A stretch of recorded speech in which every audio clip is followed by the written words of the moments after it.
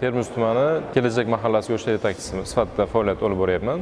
Faoliyatim davomida yoshlar bilan hamjihat ishlayotganimdan, ularga davlatimiz tomonidan berilayotgan yordamlarga biz ham o'z hissamizni qo'shayotganimdan faxrlanaman. Barchangizning xabaringiz bor, kuni kecha davlatimiz rahbari Birlashgan Millatlar Tashkilotining 80-yubiley sessiyasida nutq so'zladilar.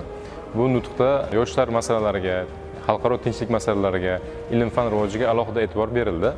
Xususan, Birlashgan Millatlar Tashkiloti bosh kotibi Antonio Guterres bilan suhbatlari chog'ida, Amerika Qo'shma Shtatlari prezidenti Donald Tramp bilan suhbatlari chog'ida O'zbekiston yoshlarining erishayotgan yutuqlari to'g'risida qator yangi loyihalar, yangi dasturlar, shartnomalar imzolandi. Bundan tashqari, Jahon yoshlarining tinchlik sari tashkilotini O'zbekistonda tuzish va uning qarorgohini Toshkentda tashkil etish masalasi xalqaro sammitning sessiyaning yubileyida alohida tashabbus bilan ilgari surildi. Bu esa shuni anglatadiki, O'zbekiston jahon xalqaro tashkilotiga, tinchligiga alohida e'tibor berayotganligini anglatadi. Amerika Qo'shma Shtatlaridagi vatandoshlarimiz hamda El yurt umidi stipendiantlari bilan davlatimiz rahbarining uchrashuvlari chog'ida yoshlarimiz davlatimiz tomonidan yaratib berilayotgan imkoniyatlardan minnatdor ekanliklarini bildirdilar.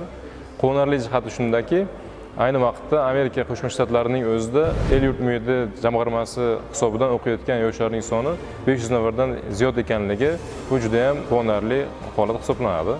Xuddi shu yaratib berilayotgan imkoniyatlarning natijasi o'laroq shaxsan o'zim ham joriy yilning may oyida Davlat siyosati va boshqaruv akademiyasining 4 oylik yosh liderlar dasturida tahsil oldim.